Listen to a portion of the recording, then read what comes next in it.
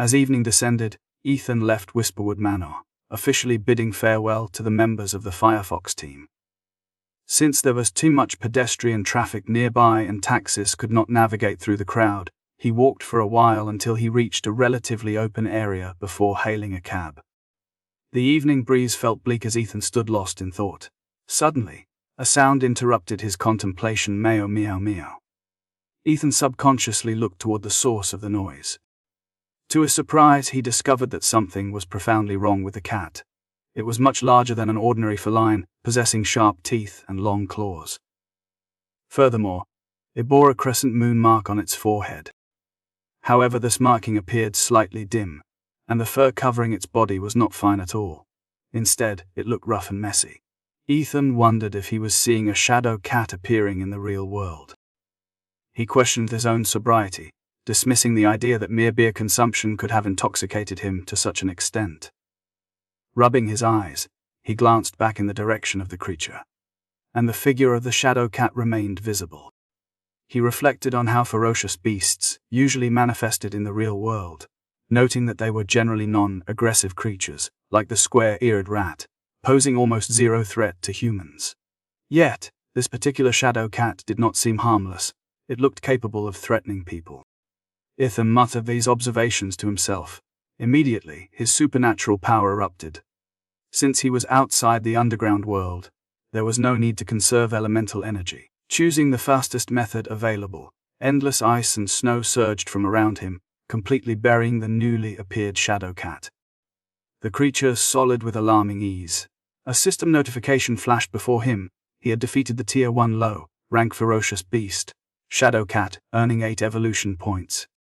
Ethan felt confused by the reward amount. Only 8 evolution points.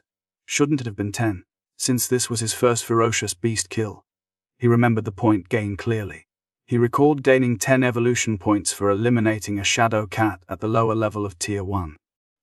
He pondered whether the reduced reward was because this specific shadow cat was only barely at the lower tier of Tier 1, and thus too weak.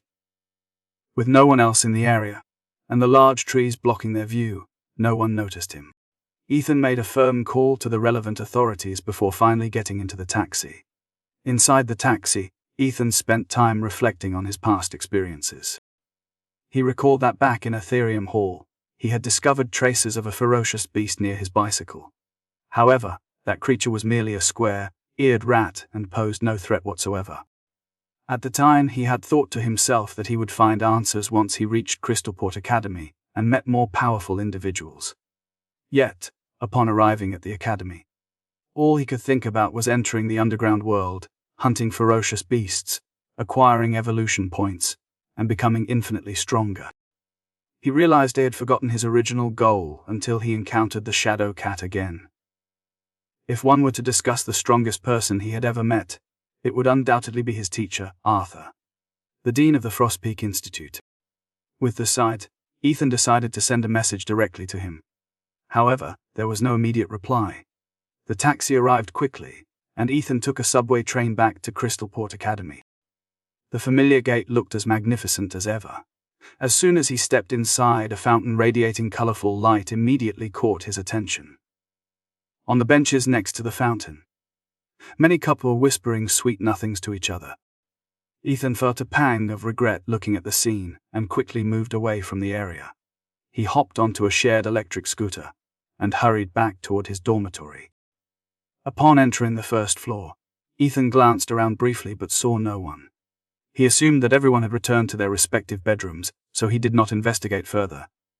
Instead, he went straight to his room and began studying Ice Blade. He opened the skill book's first page for Ice Blade, noting that the initial step required him to mobilize the ice-type elemental energy within his body and condense it into a blade. For Ethan, all he needed to do was practice the skill, and then use evolution points to level it up toward basic proficiency. 2 hours passed in this focused study session, until Ethan suddenly realized that Teacher Arthur had already replied to his message. Arthur's message explained that the source of the problem was likely the Black Blood cult, a domestic cult. They enjoyed releasing ferocious beasts in inconspicuous locations with few people, but the creatures they released were usually not very fierce. In fact, The shadow cat Ethan had encountered probably only looked fierce and wasn't actually dangerous. Arthur continued by mentioning that while the country was cracking down on the Black Blood cult, the school's mission center occasionally issued related missions. He advised Ethan to keep an eye out for such opportunities, if he were interested. Reading this reply, Ethan's expression gradually became serious. The world of superpowers was fraught with danger, facing not only external threats but also internal strife. It was exactly what he had suspected. The official explanation regarding the underground world projection was indeed intended to conceal the existence of the Black Blood cult and prevent public panic. However, Ethan still had many questions to solve. He quickly pulled out his phone and typed a message on QQquery. Why are ferocious beasts appearing in the real world? A few minutes later, Arthur replied with crucial information. These ferocious beasts in the real world were actually created by grafting the flesh of true underground beasts onto normal animals, and then injecting them with drugs to force fusion and mutation.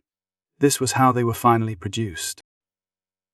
Arthur added that this process is why the creatures appearing on the surface lacked natural ferocity, and that the government currently did not have a comprehensive solution for this threat. Upon seeing Arthur's reply, Ethan's thoughts suddenly clicked into place. It made perfect sense now why the crescent moon mark on the forehead of the shadow he saw was slightly dim, and why its originally fine hair was unusually coarse. This ferocious beast wasn't a complete creature, it was merely a product of the fusion and mutation between genuine ferocious beast meat and normal animal tissue. He shook his head in disbelief at the members of the Black Blood cult, thinking they were truly insane.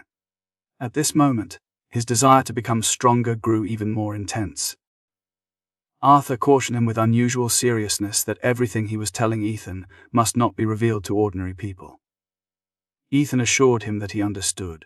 He was certainly not the kind of reckless person who would leak such secrets.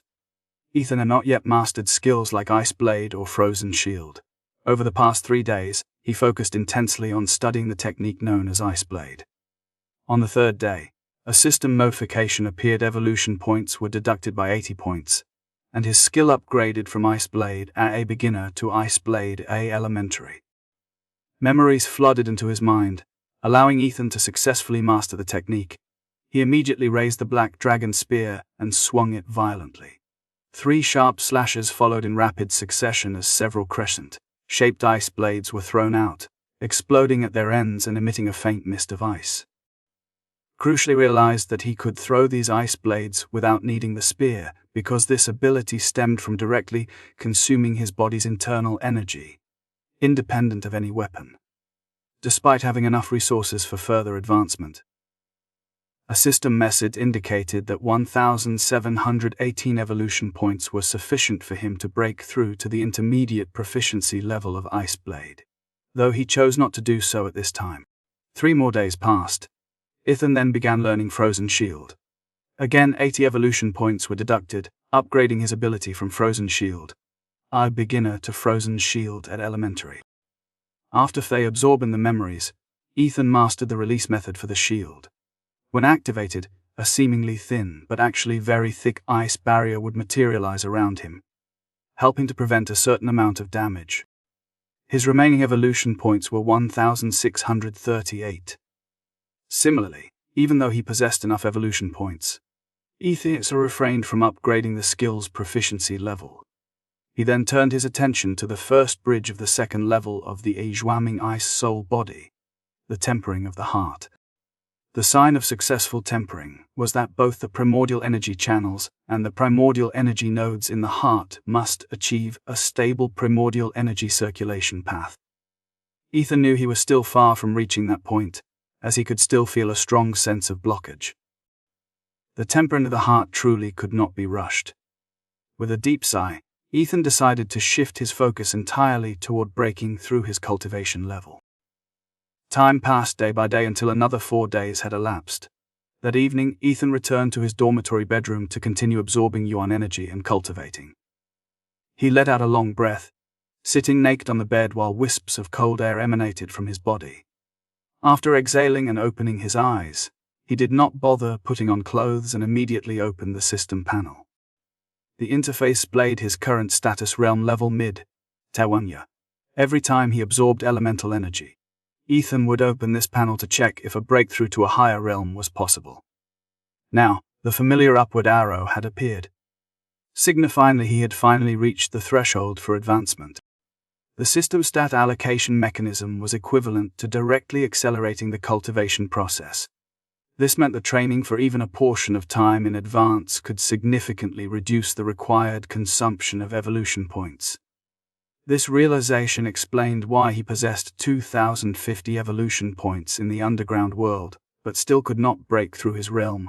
Yet upon returning to school, he was able to advance to the first, level high realm with far fewer points. The 10 days of rigorous training that had occurred in between were clearly indispensable. Without hesitation, Ethan pressed the upward arrow button on the system panel.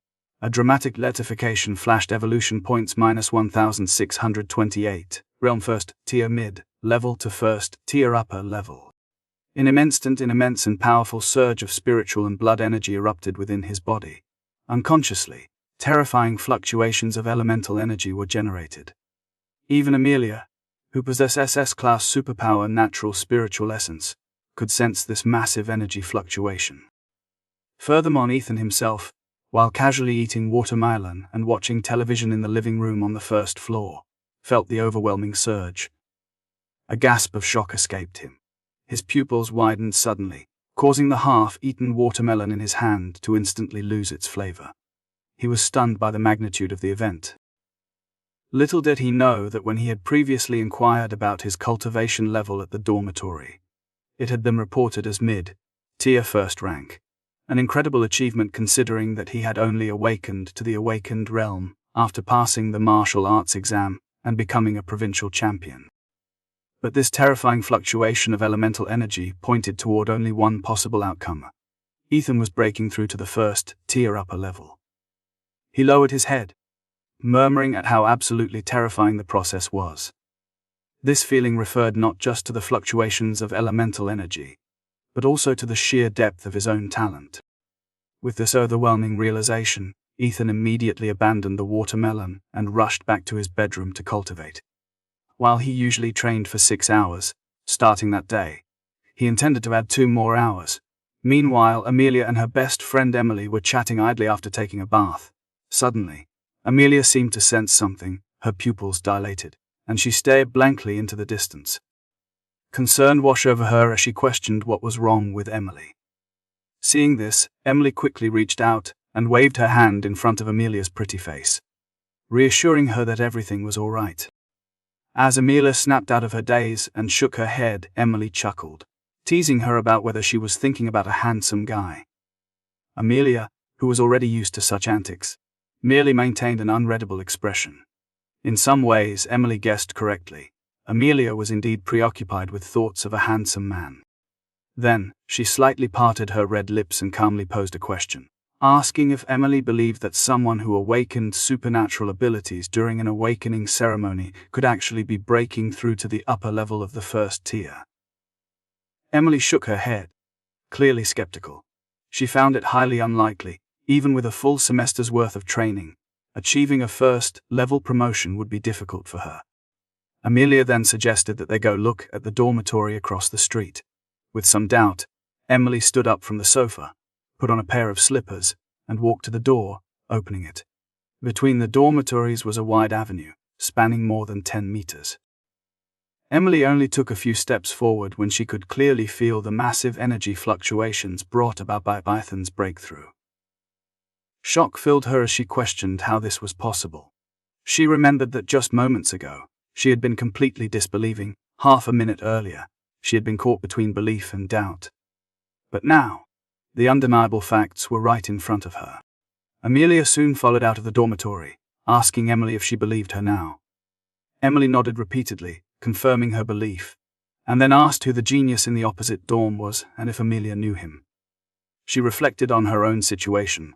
Having awakened her supernatural abilities early, she had access to all necessary cultivation resources and hadn't missed a single day of training, yet she only stood at the mid-level of the first tier.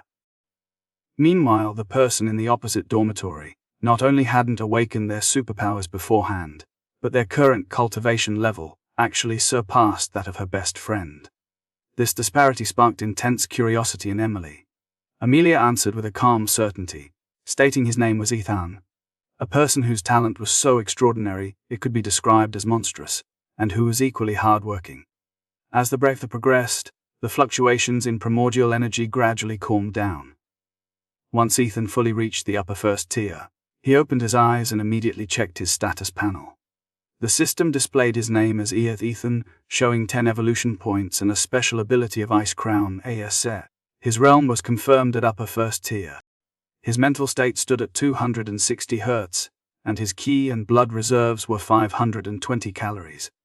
His skills listed included marksmanship at advanced, melee combat beginner, Ice Shard Ring D intermediate, Ice Flash B a beginner, Ice Blade AA a beginner, Frozen Shield A beginner, and Ice Blast SS beginner. Furthermore, his body technique was Profound Nether Ice Soul Body SS as first level. He noted before breaking through to the next level, his spirit had been 197 Hz and his blood energy was 428 calories.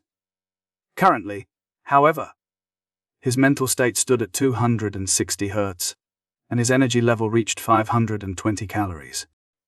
Although the increase in blood and ki was not as significant as that provided by the body tempering technique, the boost to his spirit was still quite good, increasing by 63 Hz. Ethan glanced over his impressive stats, and then at his extremely limited number of evolution points. Taking a deep breath, he calmed himself down, ensuring he did not sense any bloodthirsty aura. He realized that it was time to return to the underground world. Evolution points would not wait for anyone. Ethan reached out and cleared some of the ice and snow from the computer screen before powering up his terminal. He began researching passages leading to the underground world. The underground world near the Iron Peak Citadel, a place he knew intimately, had been sealed off, making it inaccessible. After a period of careful screening and comparison, Ethan made his final decision: Crystalport City No. 3 Superpower Base. Crystalport City housed 3 superpower bases in total. He determined that the beast within the underground world corresponding to this specific base was the weakest. It was also conveniently located near Crystalport Academy, and its environment resembled that of the Iron Peak Citadel, both being primeval forests. Unfortunately, it was already late, making an immediate trip impractical. Ethan knew he would simply have to wait another night. The next day, Ethan woke up early. Wearing his slightly worn D-grade alloy battle suit and carrying a black dragon spear wrapped in black satin on his back, he descended from the second floor of the dormitory to the first via the spiral staircase. His own alarm clock roused him at this moment. After his provocation the previous day, Ethan was significantly more self-disciplined than when he had first arrived. He planned to brush his teeth and wash his face, followed by breakfast, before heading to the Frostart Ability Hall for today's training session. Amelia noticed his attire and asked him where he was going. Ethan gave a very simple answer: the underworld. He then called the dormitory's smart management assistant to open the door, and immediately confirmed that the door slid apart as it opened. As Ethan walked out of the dormitory, he ran into both Amelia and Emily, who were dressed casually and appeared ready for a morning run. Amelia greeted him and inquired if he was heading back to the underworld. Ethan confirmed this, then asked them if they were also going for their jog. Emily introduced herself, stating that she lived in the dormitory across from theirs. Ethan returned the greeting with a smile. After a brief exchange, the two parted ways. Emily then questioned whether Ethan often visited the underworld. Amelia casually replied that she had run into him there last time. Emily then began teasing them by commenting on how difficult it would be for something to happen between a man and a woman in the wild. Amelia simply rolled her eyes at the comment. After leaving the campus, Ethan hailed a taxi. As he exited the vehicle, the driver offered him a warning with a kind smile. Ethan realized this was a double entendre. It referred not only to exiting the car, but also to navigating the dangers of the underground world. What came into view was Crystalport City's No. 3 Superpower Base. As a first-tier city, Crystalport's economic development far surpassed that of Jingzhan in Vedantia province, making this superpower base even more impressive than the one at Iron Peak Citadel. The architecture featured the latest design, and 2 additional security guards stood stationed at the entrance. They maintained an upright posture with bright eyes, showing no sign of complacency. Ethan moved through the bustling crowd and entered the gate of the No. 3 superpower base in Christoport City. Since it was his first time there, human nature compelled him to look around. The interior furnishings were similar to those found at Iron Peak Citadel. Every superpower base required obtaining unique identity certificate that could not be used interchangeably with others. Just as he prepared to register his identity, a middle-aged man wearing black glasses walked over. He questioned if Ethan was new, and immediately offered him a map for 50,000 blue star coins, insisting there would be no questions asked. The vendor waved the rolled-up map in his hand. Ethan paused. Since he planned to hunt the ferocious beast alone this time, a reliable map was essential. However, he had no way of confirming its authenticity. If he were scammed, losing money would be secondary. Losing his life would be the real problem. Suddenly, an idea struck Ethan. He suggested taking the map to the staff members stationed nearby for verification, promising that if it proved genuine, he would pay immediately without haggling. The middle-aged man remained silent and simply walked away. He then moved toward other people who appeared to be newcomers, resuming his promotion of maps. Ethan muttered under his breath, wondering why they had come this way, and whether we might have guessed correctly that the map was fake. He reasoned that while the map might be real, it wasn't worth the money being demanded. A different middle-aged man, who appeared to be about 35 years old and wore a Class C alloy suit, approached him. This vendor countered that a genuine map could save a life, therefore, it certainly deserved the 50,000 blue star coin price tag. Ethan couldn't help but ask him more questions out of curiosity. The middle-aged man offered a faint smile and explained that the map was merely a complimentary gift, contingent upon registering one's identity. He then implied that hearing the title staff member made him nervous about exposure, causing him to quickly scan the area for a new target. Ethan felt an internal wave of disgust at the situation, noting how profitable it was to acquire something for free and sell it without any initial investment. Next, the middle-aged man asked if Ethan attended Crystalport Institute. Upon confirmation, he continued by mentioning that their team had recently acquired a freshman from Ethan's school. He then questioned what had been happening at Ethan's school lately, recalling its underground passage suitable for freshmen with high strength. The man specifically inquired why there were still freshmen coming to the area. Ethan replied that the underground passage to his school had been blocked, guessing that this was related to the current year's freshman competition. Hearing this, the middle-aged man's pupils dilated slightly, concluding that the freshman competition at Ethan's school must be quite fierce. Ethan responded casually, confirming that since there were 10 specially recruited students this year, the competition was bound to be intense. The man then pressed him again, asking if he himself was a freshman. When Ethan confirmed it, the middle-aged man revealed that the new recruit who had joined their team possessed an S-rank Earth-type ability, and was also a specially recruited student, suggesting that Ethan might even know him. The man smiled, prompting Ethan to think about Earth-based superpowers. He recalled running into James on the road near the time of his duel with the middle-aged man. At that time, James had mentioned leaving his previous unreliable team to join a new one. While Earth-type abilities were not as rare as Ice-type ones, they were certainly uncommon, especially when coupled with an S-rank ability. It was almost certain, 100% chance, that the recruit was James. The middle-aged man then extended a warm invitation, suggesting that since Ethan and the supposed new recruit were both specially recruited freshmen in the same year, they could get to know each other and become friends by joining their team. Ethan waved his hand, declining the invitation. He reasoned that while ability users with S-class abilities had high potential, teams required sharing profits. If a group worked together, the number of ferocious beasts found wouldn't be much greater than if an individual acted alone. However, with additional people, each person's share would decrease. Ethan stated clearly that what he lacked was not only evolution points, but also blue star coins. While teamwork could improve safety, the amount of blue star coins received after profit sharing would naturally be less than acting alone. Furthermore, Since he would inevitably have to go down to the underground world frequently to obtain future evolution points, he needed independence. He concluded that it was still more practical for him to act alone. The middle-aged man gave Ethan a final warning to be careful when entering the underground world. After leaving the middle-aged man, Ethan went to a window to register his identity at the No. 3 superpower base in Crystalport City. The fee for this registration was 1,000 blue star coins. A luminous display confirmed his status. Crystalport City No. 3 superpower base, name Ethan, points 0. This certificate served as Ethan's identity proof from the superpower base, and looked nearly identical to the one issued by Iron Peak Citadel, though it was not exactly the same. Ethan thought silently that the process of registering accounts must generate a substantial amount of money for them. Nevertheless, he was pleased because he had obtained the map of this underground world as desired. He slowly unfolded and studied it briefly before deciding on his walking route through the underground world passage.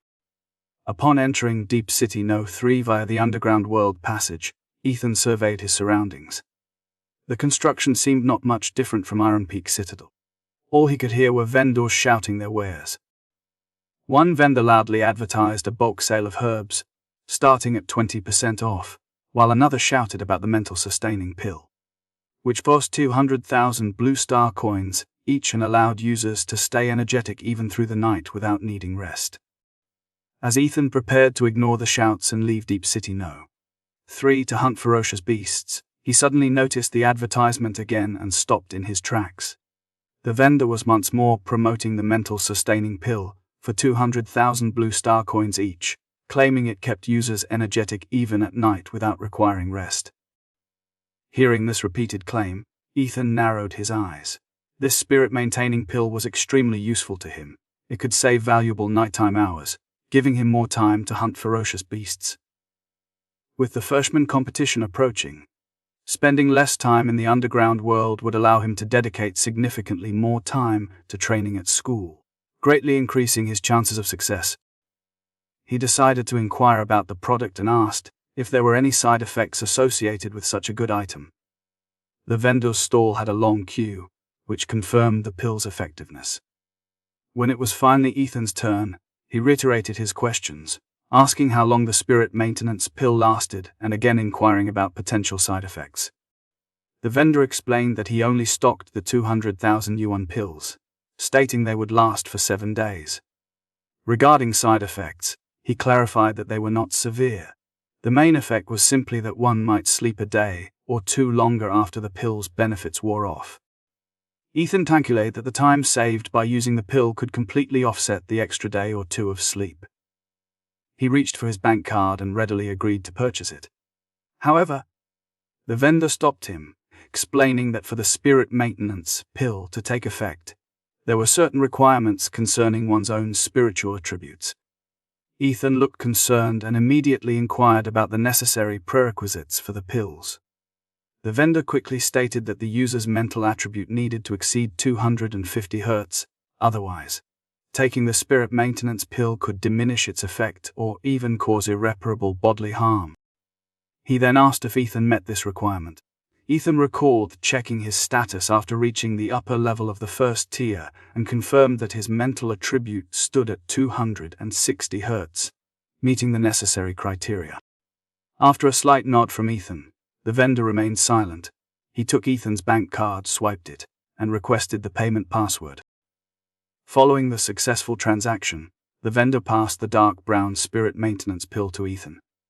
He also issued a warning that Ethan could consume no more than one such pill per month, or risk adverse effects on his health. Just as Ethan turned away, a one-eyed youth approached him, whose black eye patch gave him a distinctly menacing air. The youth dramatically patted his chest and demanded 5 spirit maintenance pills. The vendor offered an apologetic smile, explaining that they only had 4 pills remaining. Nevertheless, the one-eyed youth presented his bank card to the vendor, insisting on paying for all 4 available pills. After the payment was processed, he collected the pills. Having secured the 4 pills, the one-eyed youth suddenly accelerated, blocking Ethan's path. It was clear his motive for stopping Ethan was directly related to the shortage of pills. Seeing someone approach and block his way, Ethan felt a subtle wave of annoyance but kept his expression neutral, merely asking if assistance was required. The one-eyed youth spoke to him with aggressive intent, declaring that he desired the remaining spirit maintenance pill in Ethan's possession. Because his team consisted of 5 members, each requiring a pill, he aggressively demanded that Ethan sell it to him. The one-eyed youth forced out a grotesque smile, but Ethan responded with firm finality the pills were not for sale. With that, he turned and walked away. Ethan's departure prompted an immediate reaction from the one-eyed youth. He questioned how Ethan could not understand the principle of first come, first served. The youth challenged Ethan's ability to sell products merely by speaking a few words, demanding to know where such a good deal existed in the world. He mused that if he simply raised the price, it would be an entirely different matter. If Ethan genuinely desired the spirit maintenance pills, he would willingly pay a higher cost, acting as though he had found money lying on the street. Staring wide-eyed at Ethan's retreating figure, the one-eyed youth thought to himself that this little brat hadn't even grown his first hair yet, and was already considering raising prices on the spot. He concluded that he had clearly seen through Ethan's true purpose. If paying a higher price was necessary, it would mean losing money, and he absolutely could not tolerate such a loss. With a cold snort, the one-eyed youth shouted a menacing warning, telling Ethan to be extremely careful that they did not cross paths again in the future. Outside Crystoport Sector 3, air rich with a high concentration of oxygen rushed toward them. After leaving the commercial district and returning to Shadowmire, Ethan still felt somewhat unaccustomed to the environment. Fortunately, his prior preparations paid off. Within minutes, he was breathing smoothly. The surrounding trees grew incredibly tall, completely blocking out the sky above.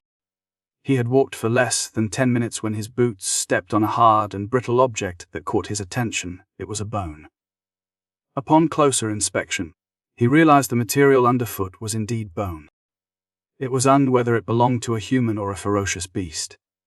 He swept away the soil covering it with his boot, revealing more bones beneath. Scattered nearby were additional skeletal remains. Judging by their shape, they clearly originated from a ferocious beast. Ethan found this common sight unsurprising. After a powerful creature was slain, superhumans typically removed the most valuable crystals and important organs, sometimes even cutting off flesh before leaving the body. The remaining carcass naturally weathered into bones over time, especially after being consumed by other beasts. This situation was entirely typical throughout Shadowmire. A sudden squeaking sound drew Ethan's attention again. Following his gaze, 2 monkeys came into view, sitting comfortably on a towering tree trunk while eating bananas. Based on their appearance, these creatures possessed sharp fangs and claws on every finger, and their skin displayed a distinct black and white pattern, much like zebras. They were clearly not normal animals, but ferocious beasts that had taken the shape of monkeys. Ethan smiled faintly, declaring his intent to fight them. He swung his spear violently, sending several crescent-shaped ice blades whistling through the air in succession. Although the attack missed the 2 monkeys, it struck the tree trunk beneath their feet. As billowing cold smoke appeared from the impact point, the 2 ferocious beasts fell down. They were covered in blood, one had a broken arm, and the other had a broken thigh. Despite their injuries, they still intended to fight to the death. With bloodshot eyes and bared teeth, they lunged at Ethan with all their might. Ethan raised his spear and charged forward. In just 2 swift rounds, 2 large holes appeared in their bodies. The system confirmed that he had defeated a Tier 1 low-rank ferocious beast, the black and white monkey, gaining 12 evolution points. This notification repeated itself for the second creature. The system confirmation signaled the complete death of both ferocious beasts. Ethan's lips curled slightly as he noted their vulnerability. After removing the crystals from the 2 black and white monkeys, he gradually walked deeper into the area, following the location he had originally planned on his map. We pressed deeper into the labyrinthine depths of the area. Along the way, Ethan was confronted by a relentless tide of ferocious beasts.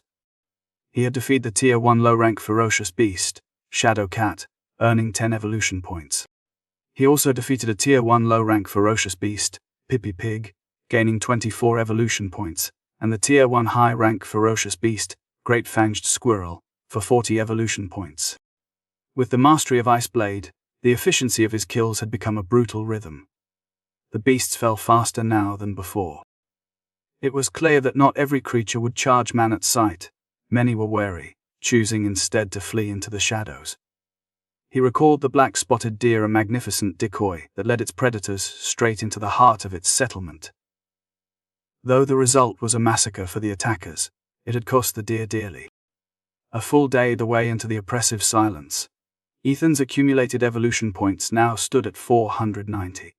Since his arrival, when he started with only 10, his net gain for the day alone was a staggering 480 points. This is still merely the shallow edge of this world, he thought, lowering his head as if listening to the Earth's secrets. No second-tier beasts had even appeared yet. If we push deeper, the flow of evolution points will only intensify. That evening, after consuming a few high-energy compressed biscuits from his pack, Ethan swallowed the spirit maintenance pill in one smooth gulp. The pill was an unsettling brownish black, but it lacked any bitterness. Instead, it carried a faint, almost sweet undertone. The moment it slid down his throat, a surge of vitality coursed through him. The deep Q accumulated from days of trekking and hunting vanished like smoke in the wind. Its effect is remarkable. Ethan wasted no time on contemplation. He retrieved a powerful flashlight from his backpack and flicked it on, bathing the area in an artificial brilliance that seemed to defy the gloom. Most ferocious beasts required rest, and they tended to succumb to sleep far more easily than humans. Even shining a beam of light upon them rarely provoked a reaction. However, there were creatures that remained invisible by day, only stirring when night fell. This was why the Firefox team needed people on constant watch shifts. Without vigilance, these nocturnal predators could launch devastating sneak attacks. Ethan moved with practiced caution, using Ice Blade to dispatch threats from a distance, while his peripheral vision constantly scanned for ambush points, any beast that might strike from the blind side.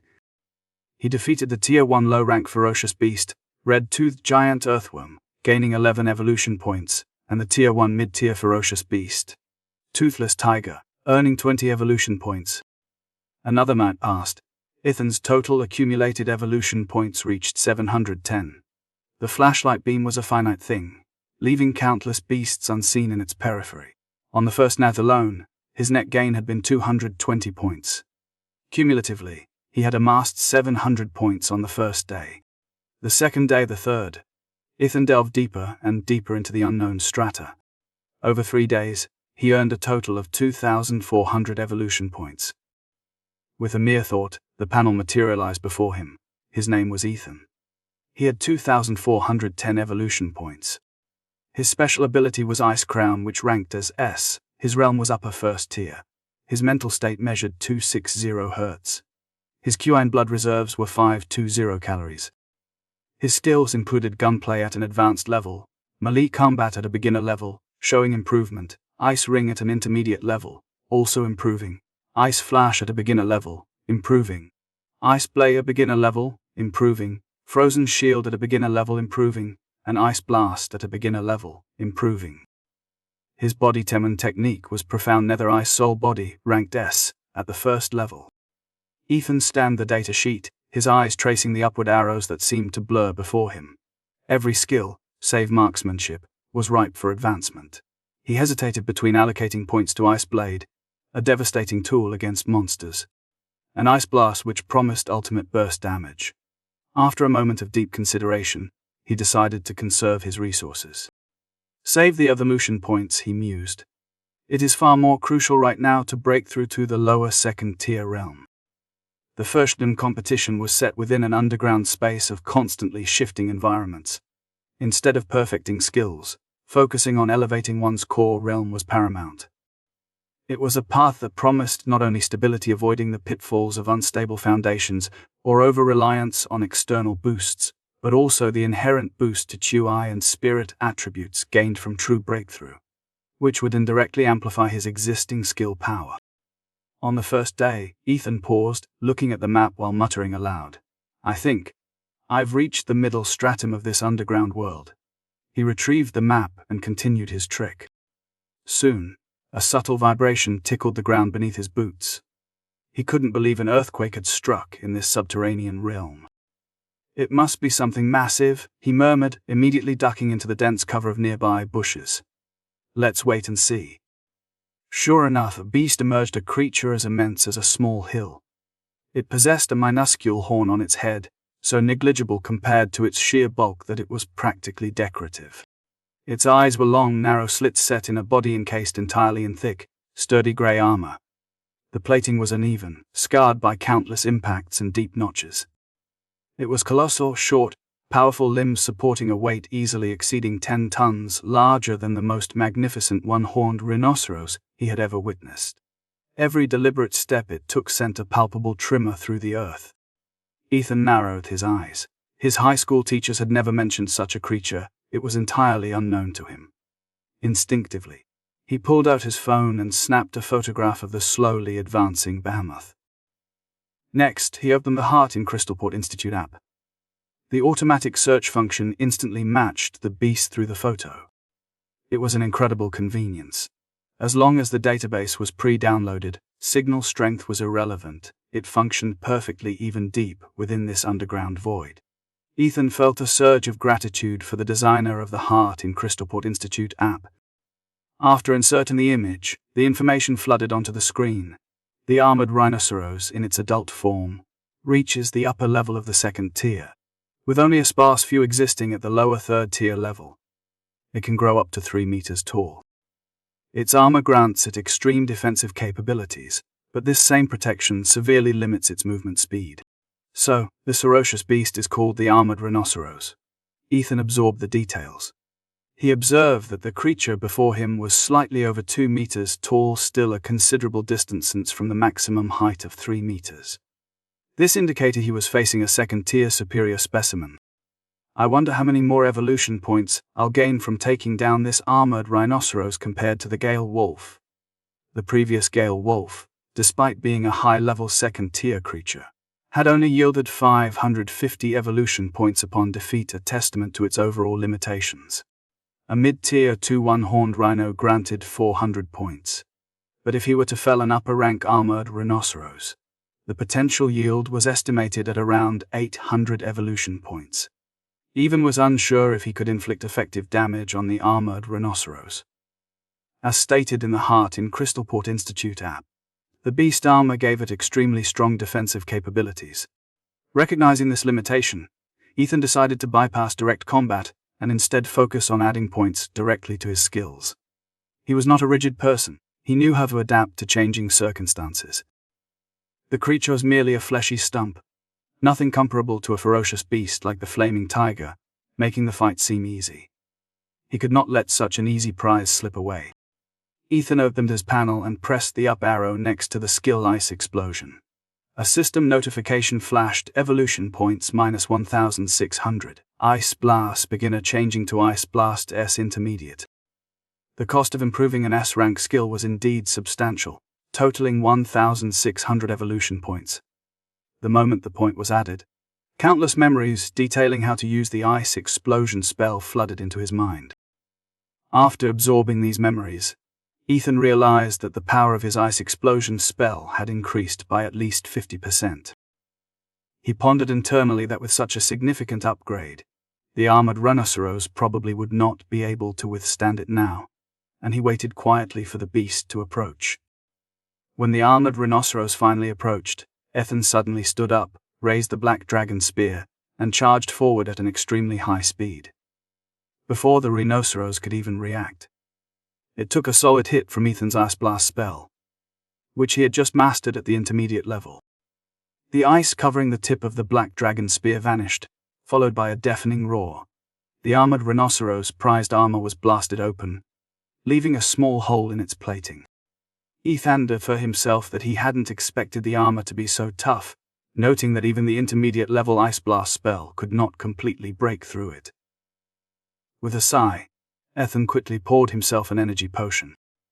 The intermediate level Ice Explosion technique required far more elemental energy than before, nearly draining him dry. Although the blast did not penetrate the armor entirely, the effect was still quite similar. After the small hole appeared in the plating, the soft flesh inside was revealed. He no longer cared about being merciful. Ethan directly stabbed the spear into the exposed tissue and began stirring it wildly. The rhinoceros let out an extremely miserable and painful cry. What Ethan did was far more agonizing than simply rubbing salt into a wound. But he didn't care. Ferocious beasts and humans were natural enemies, and Ethan felt no guilt whatsoever. In fact, there was even a hint of satisfaction, because once the armored rhinoceros was completely dead, he would gain a considerable amount of evolution points. As Ethan continued to stir it with the black dragon spear, bright red blood gushed out like a spring. The armored rhinoceros went into a state of complete frenzy. Despite the intense pain, it struggled and bumped around aimlessly. Ethan noticed this pattern and quickly pulled back using Ice Flash. Retreating 15 meters allowed him to temporarily avoid injuring himself. As he moved around, Ethan used his ice blades to relentlessly attack the armored rhinoceros's weak points. Several ice blades were fired in quick succession. The armored rhinoceros gradually slowed down until, with a boom, it fell straight to the ground. A system notification confirmed that the armored rhinoceros was indeed completely dead. You have defeated the Tier 2 high-ranking ferocious beast, the armored rhinoceros, and gained 900 evolution points. To Ethan's surprise, killing the creature brought him a gain of 900 evolution points. 100 more than he had estimated. Ethan removed the silvery white crystal from inside the carcass, thinking that this was not bad. He then continued to venture deeper into the underground area. In Ethan's perception, most of the active ferocious beasts in this area were of the lower first rank, with a few being of the lower second rank, and only a very small number reaching the middle second rank.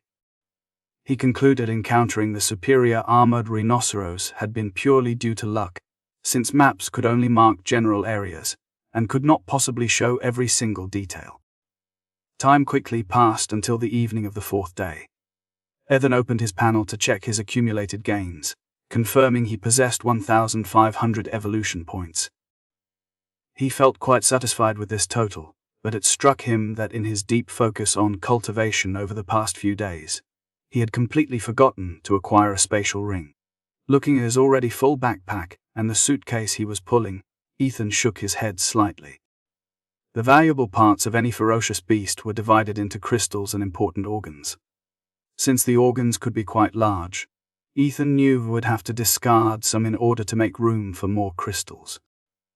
Although he discarded organs from low-level ferocious beasts that weren't worth much money, a pang of sadness struck him. It felt akin to throwing away money earned with his own hands, regardless of the actual amount. Ethan continued his journey into the night. Suddenly an unsettling feeling crept into his heart, prompting him to quickly shine his flashlight behind him. Before he knew it, several blue-winged bats were following in his wake. These creatures are entirely blue and looked quite eerie. Ethan frowned slightly and hurled a few ice blades behind him. Two of the blue-winged bats crashed instantly on the spot, causing the rest of the flock to scatter and flee, abandoning their companions. The system immediately notified him that he had defeated the Tier 1 mid-tier ferocious beast, the azure-winged bat, gaining 20 evolution points. He received a second notification confirming the defeat of another Tier 1 mid-tier ferocious beast, the azure-winged bat, adding another 20 evolution points to his total. Ethan wondered if someone might be nearby, perhaps needing him to earn some extra money. On the first day, daylight arrived, and Ethan unleashed another wave of frenzied slaughter. This area was teeming with mid-tier second-order ferocious beasts, and traces of several high-tier second-order ferocious beasts could also be seen. However, defeating these higher-level creatures consumed a tremendous amount of his body's energy. Ethan realized he had to conserve his strength, giving up the fight against any beast that proved too difficult to kill. While energy potions were useful for replenishing stamina, he remembered the saying, "Too much of a good thing can be bad."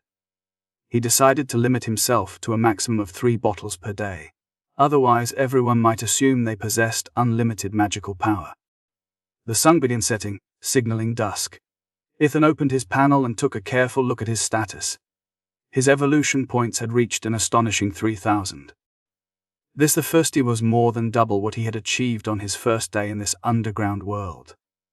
Unfortunately, the familiar upgrade arrow did not appear after the boundary. He guessed that perhaps it required over 4,000 evolution points. As these thoughts crossed his mind, a cave suddenly materialized directly in front of him. Ethan felt an immediate pull to enter and investigate. The interior was not very large. Within it flowed a clear spring, surrounded by a cluster of weeds. He initially found the sight rather dull, almost boring. Just as he turned away, however, he sensed that something was amiss. Were these truly just ordinary weeds? He quickly took out his phone and snapped a picture. The final results displayed. Although these plants were all different, they shared one characteristic: they grew in an unremarkable manner. Ethan first analyzed a sample using his app. Next, he examined a grade B herb called junling grass, which was noted for its ability to calm the mind. He continued his inspection with another specimen, the grade A herb dewdrop grass, also known for calming the mind and assisting with cultivation. After examining several more specimens, Ethan realized that these seemingly ordinary weeds were actually highly valuable medicinal herbs. In this world, the demand for such resources was enormous. Pills and potions used in daily cultivation, and even in the underground world, were all derived from various herbs, each possessing unique effects. The only difference between a pill and a medicine was simply their physical state, one being solid, and the other liquid.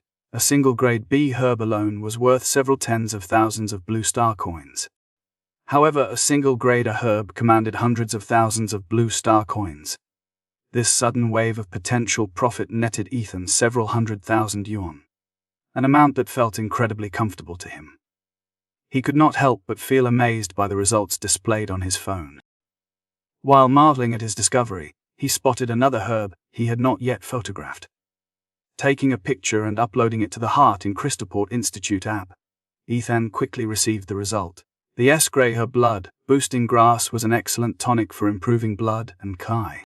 However, the results also warned him that this was a highly potent herb, and its processed products should not be used excessively. The display of the S-grade herb caused Ethan's pupils to dilate in surprise. He felt of luck at finding such a rare specimen within this tiny cave. The rarity difference between S-grade and A-grade herbs was vast. While A-grade herbs were difficult to cultivate, they remained far inferior to S-grade. In China, the month-tier experts could grow S-grade herbs, a number that could be counted on one hand. Consequently, S-grade herbs were incredibly valuable, estimated to be at least 10 times more valuable than A-grade herbs, potentially worth millions of blue star coins. Ethan recalled the last time he had seen 1,000,000 blue star coins, which was after his special recruitment and when Crystoport Academy deposited the money into his bank account.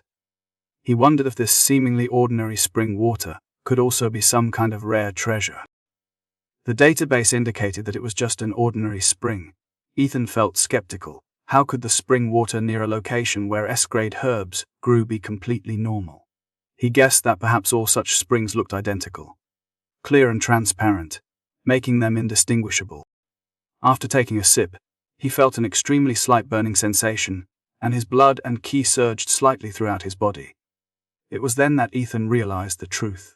The spring water had not stimulated him. Rather, the S-grade herb had stimulated the spring water, causing the subtle surge in his own blood and Kai.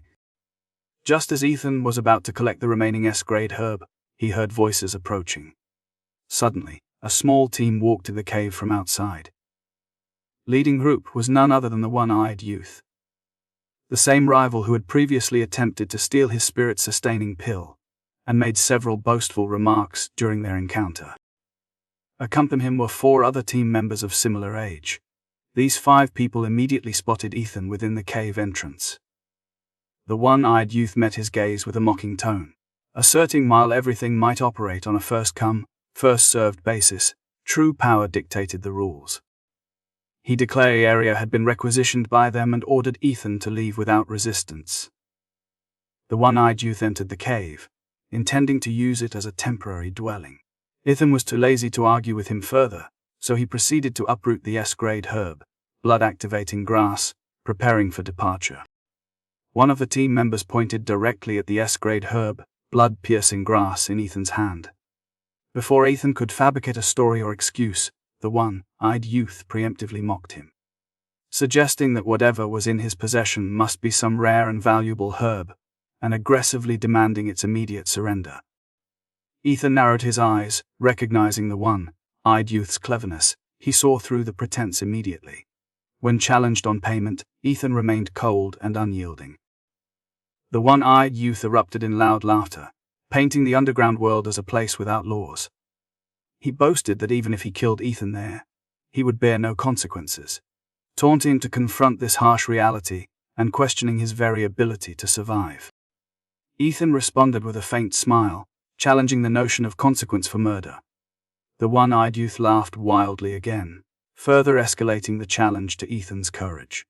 Ethan did not speak, he simply stood up straight, gripping the black dragon spear in his hand. His gaze was deep and intense, fixing on the one-eyed youth as if already anticipating death. Following this exchange, the one-eyed youth grew visibly more aggressive, waving his hand and lifting his broadsword high. He sneered at Ethan's seemingly delicate appearance, warning that they would certainly not treat him gently. The other team members laughed heartily, their expressions dripping with contempt, showing no regard for Ethan whatsoever. This history was well known a year prior. This team had been involved in a dispute over loot allocation where the one-eyed youth had accidentally killed someone. In the underground world, such acts were never punished. This established the one-eyed youth's twisted mentality, not only hunting beasts but also collecting spoils from weaker teams and killing people without consequence. Furthermore, Ethan held a deep grudge against him stemming from their previous conflict in Crystalport Sector 3. Ethan's gaze sharpened sharply in response to their open bullying. Knowing that they were challenging him openly, he resolved not to show any mercy. With a flash of ice, he instantly rushed forward. Chapter 64 has been released. No sooner had the thought crossed his mind than action followed. With a blinding burst of speed, Ethan thrust the black dragon spear forward, striking the one-eyed youth with decisive force. He immediately channeled his internal energy, saturating the spearhead with an immense torrent of glacial power. The next moment was marked by the sound of ice exploding in catastrophic splendor. Before the one-eyed youth could even register the danger, he dissolved into nothingness, leaving behind only the terrifying spectacle of his own demise. No, to be preciser, the explosion erupted directly in front of his four companions. Even their reinforced battle armor of utterly insufficient against Ethan's ice explosion technique, shattering instantly into a cloud of crystalline powder, pulverized ice mist, and thick, copper blood vapor. The one-eyed youth's mangled, bloody form was flung outward, striking one of the team members across the face. A sickening sound followed as half a head rolled free, landing with a wet thud at the feet of the group. It bore no resemblance to human features. It was a grotesque mockery of life. The remaining four teammates stood frozen, their faces masks of utter disbelief. What had they witnessed? The team's strongest captain reduced to this by one single, devastating move from this boy. And not even a complete body remained. The sheer shockwave of the scene paralyzed them. A wave of primal terror washed over the group. They stumbled backward, instinctively pulling away as if struck by an invisible force. The confidence and arrogance that had fueled their bravado evaporated in an instant. Worsted a guttural thump, the leader dropped to his knees, bowing low in abject supplication. We have many crystals here," he stammered, voice trembling violently. "A total value of several 100,000. Please let us go." Seeing this capitulation, the others quickly followed suit, dropping to their knees and kowtowing repeatedly before Ethan. Ethan took a slow sip from an energy potion, a faint, cold smile touching his lips. "It let you go. Killing you won't change anything. These crystals will still end up in my hands." He made no move to release them. Even if the possibility was infinitesimally small, he would never leave any loose ends or hidden dangers for his future self. Several razor-sharp ice blades were thrown by Ethan, severing the necks of the kneeling figures with brutal efficiency. Blood and shredded flesh pooled on the cave floor. Any ordinary person witnessing this carnage would likely suffer nightmares for weeks. This was Ethan's first time taking a life. Yet, he felt no pang of guilt. The other party had initiated the threat. His actions were merely self-defense taken to its logical extreme. Of course, in the real world, such an act would be deemed excessive and carry severe legal repercussions. But here, in this subterranean crucible, there was no law, only survival. So what if someone died? Even if a video recording existed back home, Ethan knew he would never face trial. He stepped forward, methodically pocketing their spoils. He quickly scanned the contents. First-tier beast crystals were abundant, while second-tier accounted for roughly 30% of the haul. More critically, the vast majority of that second-tier loot belonged to lower-ranked beasts. Not a single crystal from a higher-grade second-tier monster was visible. Although it's not a fortune, Ethan murmured, it's still an extra bonus. After resolving the incident in the cave, Ethan did not linger for even a moment of rest. The effects of the spirit maintenance pill were still active. They needed to move quickly. He continued his search and hunt for ferocious beasts as he began his journey back. Go any deeper, and one would encounter the lairs of third-tier monsters. For him now, it felt less like exploration and more like a lamb being led inexorably toward the slaughterhouse. Hunting beasts at night was grueling. Over the past few nights, Ethan had spent hours trekking without encountering a single monster. On average, an hour yielded nothing. Fortunately, he was in a favorable position now, bolstered by the steady stream of evolution points from his kills. One night passed. Ethan opened the panel and surveyed the numbers. Evolution points 3,900. Realm, upper first tier. To his slight dismay, he still could not allocate any points to his cultivation level. It's not going to cost over 4,000 evolution points, is it? Ethan mused aloud. He hoped so. If they needed more and it wasn't enough when they left, the consequences would be dire. Before he knew it, the sixth day had dawned. Ethan was less fortunate. The number of beasts was significantly lower than the day before. After dispatching the last remaining second-tier low-level creature, a leaf monkey busy munching on foliage, Ethan opened the panel again. Evolution points 4,600. Realm, upper first tier, with an upward arrow indicating potential advancement. He rubbed his eyes, but the scene remained unchanged.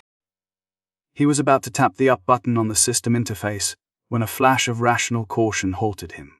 Breaking fur to a higher realm required an abundance of primordial energy to twist and weave within one's body, a process demanding absolute focus that precluded any movement for even a heartbeat. If he allocated skill points now, even if a few low-level second-tier beasts appeared during the allocation period, he risked losing his life entirely. For too long, Ethan had been unable to find a place where he could sit quietly for hours without being interrupted by unexpected danger. Helpless, he knew he would have to return to school and attempt the breakthrough there. How many evolution points do I need to advance my marksmanship? And then there's ice explosion, mysterious nether ice soul body, and the superpower that is most critical to me. Seeing the 4 empty slots on his mental whiteboard, another question immediately surfaced. After killing 2 more beasts, his total reached 4,850. Ice Blast Assages Intermediate, with an upward arrow indicating potential advancement. The familiar up arrow appeared after the skill Ice Blast. Ethan paused, then decided against allocating any points. While mastering Ice Blast to an advanced level would greatly improve his chances against a low-tier third beast, the true bottleneck was his body's internal energy reserves. The current Ice Blast spell felt like a special move in a game. It could not be cast continuously. The intermediate level Ice Explosion technique, however, remained within the manageable scope of his own internal power, even if it was only barely at that level. To push it further, whether his elemental energy could sustain the full might of advanced Ice Explosion was a gamble he wasn't ready to take.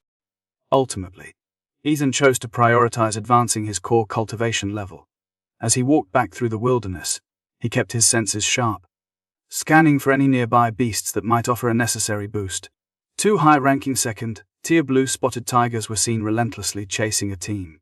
If Ethan were there, he would have noticed that the captain of this team was the very person who had tried to recruit him into the team. There was also an acquaintance of Ethan in the team, namely James, who had challenged Ethan back then. Team Captain Andrew spat out his frustration. They could deal with ordinary second-tier high-level ferocious beasts, but these were blue spotted tigers, one of the best among the second-tier high-level ferocious beasts. To make matters worse, there were 2 blue spotted tigers, making them even more difficult to deal with. The female support player frowned and questioned the captain about what they should do. She worried that her sea-level superpower, Gentle Breeze, which provided a speed boost to all teammates at the lower level of the second stage, and was useful for both travel and chasing beasts, was insufficient. The speed boost simply wasn't enough in this critical moment. Meanwhile, James stood silently, maintaining a solemn expression. Although he was wealthy and had prepared many elixirs, Ethan realized that none of them included the crucial swiftness pill needed for escape. Andrew's eyes grew red, his fists clenched, and he spoke with cold desperation, urging that if the tigers did not leave soon, they would have no choice but to drink berserk potions and fight until death. Suddenly, a team member who had been panicking pointed ahead. A small black dot appeared in the distance. As it approached, it became clear that it was not another beast, but a person. Ethan wondered if this individual, walking alone in the underground world, might be some kind of powerful being. Relief washed over the entire team, who cheered loudly, their tense faces finally relaxing. Andrew felt a surge of hope. However, as the figure grew closer and their face became visible, the team members realized something was wrong. The man appeared to be a young university student, perhaps around 18 years old. Both James and Andrew stared in disbelief, murmuring that the man was Ethan, recalling him from Crystalport Sector 3. Before Ethan could be drawn into unnecessary disaster, James urgently warned his classmate about the 2-second-tier upper-level blue, spotted tigers nearby, emphasizing that they needed to run immediately. Despite being in danger himself, James showed remarkable decency by prioritizing his friend's safety. Meanwhile, Ethan was rushing back. Not only was the effect of the spirit maintenance pill about to end, but his bloodlust was also reaching its peak. He noticed 2 small black dots relentlessly chasing 5 other small black dots. Based on their general shape, it was obvious that 2 ferocious beasts were pursuing 5 humans. Ethan considered whether they should investigate. He thought that if he could help, he would. But if the situation put him at risk, he wouldn't hesitate to turn away. Ethan had just realized how familiar 2 people in the team looked. The person who had invited him to join and James, a classmate from school. When James shouted again about the 2 blue spotted tigers at the upper level of the second tier being nearby, Ethan's eyes flashed with a sharp light as he pondered the threat posed by 2 ferocious beasts at that high level. He never expected to gain such a large amount of evolution points just before leaving the underground world. Ethan quickly increased his pace and rushed toward the location. Seeing that not only did not leave but instead sped up and moved over, James felt a strange mix of emotions, silently sighing at how incredibly loyal Ethan was. The other team members also sighed in relief. They all knew that James was a specially recruited freshman at Crystalport Institute. From their reaction to James's tone during this period, it was clear that the person arriving was his classmate and another specially recruited freshman at Crystalport Institute. A student who, at best, would only be at the mid-level of the first rank. Andrew raised his voice like a bell, declaring that since Ethan was willing to help, they could not give up. He urged everyone to take a berserk potion to fight the beasts until death. His words were highly impactful and instantly boosted the morale of the entire team. Ethan used Ice Flash, then suddenly unleashed a frost blast on one of the blue, spotted tigers. With a tremendous sound of ice exploding, the beast was blown into pieces right there on the spot. The deep blue crystal inside its body was exposed, refracting light of corresponding colors when hit by sunlight. Seeing this, the disdain in the other blue, spotted tiger's eyes vanished instantly, replaced by sheer terror. Without the slightest hesitation, they ran away with all their might. The Gru, who had just drunk the berserk potion, stood stunned and wide-eyed, staring at the scene before them in utter disbelief. They wondered what had happened, questioning how a high-level second-tier blue, spotted tiger could be killed so instantly. They thought this young man came here because he was acting impulsively out of enthusiasm, but it turned out he possessed absolute confidence in his own strength. It was no wonder they were so strong after all. They never imagined that a specially recruited freshman, who had only awakened his superpower a few months ago, would be this powerful. A luminous system notification appeared. You have defeated the Tier 2 superior ferocious beast, the blue, spotted tiger, and gained 1,000 evolution points. At the same time, Ethan heard the kill notification, which made him smile. This blue spotted tiger had given a lot of evolution points, even more than the armored rhinoceros we killed not long ago. After drinking an energy potion, they finished collecting the dark blue crystal from the spotted tiger's body when the rest of the team rushed over. They expressed their thanks with expressions of gratitude and joy at surviving such a close call. Ethan waved his hand dismissively, looking completely relaxed, stating that it was nothing and not to worry about it. However, internally, he felt a little regretful. The other blue spotted tiger had run really fast, causing him to lose 1,000 evolution points for nothing.